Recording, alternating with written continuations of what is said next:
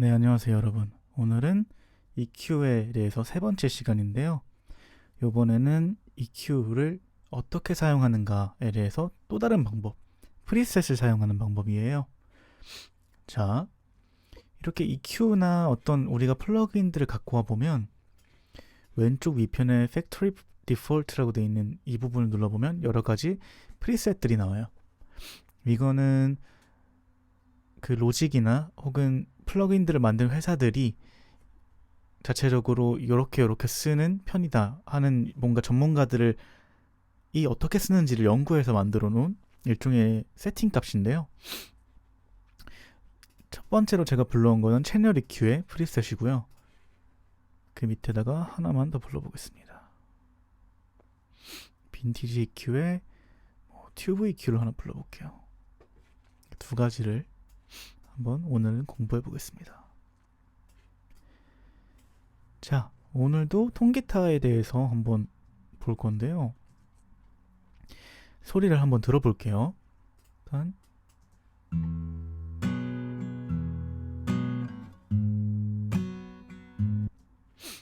자, 이 상태에서 저희는 EQ를 사용하고 싶은 마음이 들었습니다.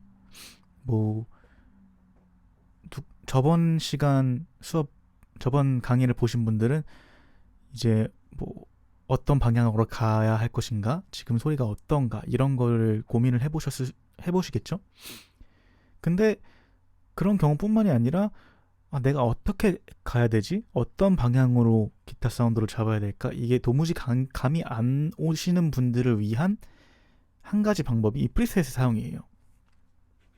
그래서 프리셋을 어떻게 쓸까 하는 새로운 방법인데, 자, 기타의 어쿠스틱 기타잖아요. 저희는 어쿠스틱 기타에서 리듬 기타예요. 근데 여러 가지 지금 저희가 쓸 수 있는 거는 다른 것도 있을 수 있겠지만 여기선 5개로 보입니다. 그래서 원하시는 거 아무거나 부르시면 되는데 그냥 제일 위에 있는 걸로 한번 불러볼게요. 그러면 어떤 현상이 일어나냐면 이렇게 어느 정도의 EQ가 잡혀있는 프리셋 세팅 값이 생겨버립니다. 이렇게. 이거를 어떻게 하냐? 그냥 걸기만 하지 마세요. 그러면은 그냥 걸기만 한 거가 돼버리니까 제가 오늘 소개시켜드리고 싶은 거는 이 프리셋들을 이용을 해서 여러분들이 공부를 하시는 거예요.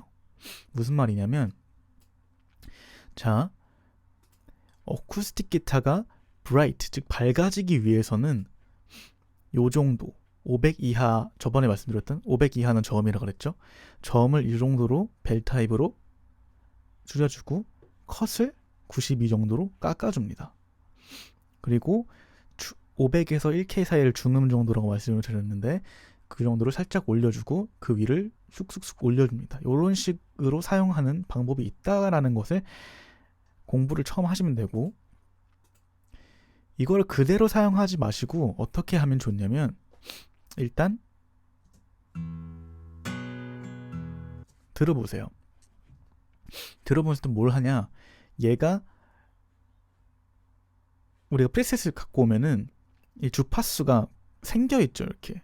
즉, 자, 아무것도 안 한 상태 처음에 불러오면은 100, 250, 750, 2500 이런 식으로 돼 있거든요.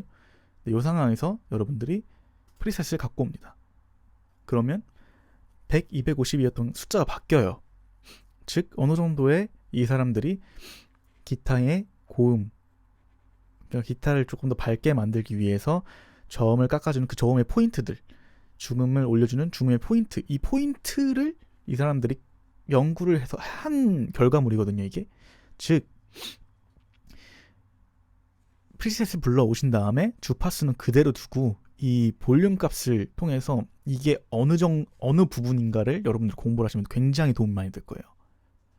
자, 이 프리셋은 200이라는 숫자에 줄여줬죠. 200의 숫자가 어느 소리를 담당하고 있는지를 여러분들이 찾으시면 돼요. 이렇게 키워보면서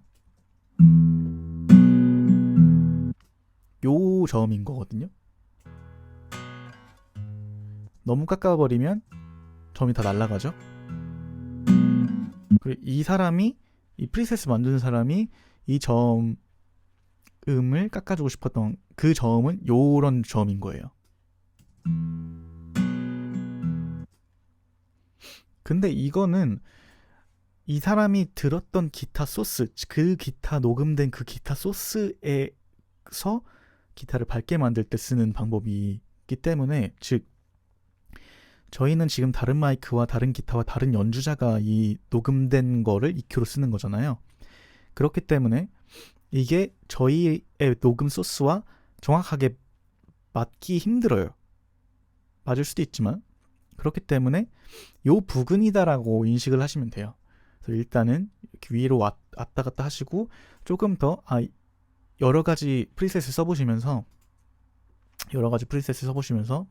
다른 것도 이렇게 써보시면서 이 중음이 어떤 중음인가, improve, 조금 더 기타가 잘 들렸으면 좋겠다는 이런 뜻일 것 같거든요. 그러면은 그 잘 들렸으면 좋겠다 라는 생각이 들 때 670이라는 숫자 부근에서 왔다 갔다 하시면 되는 겁니다.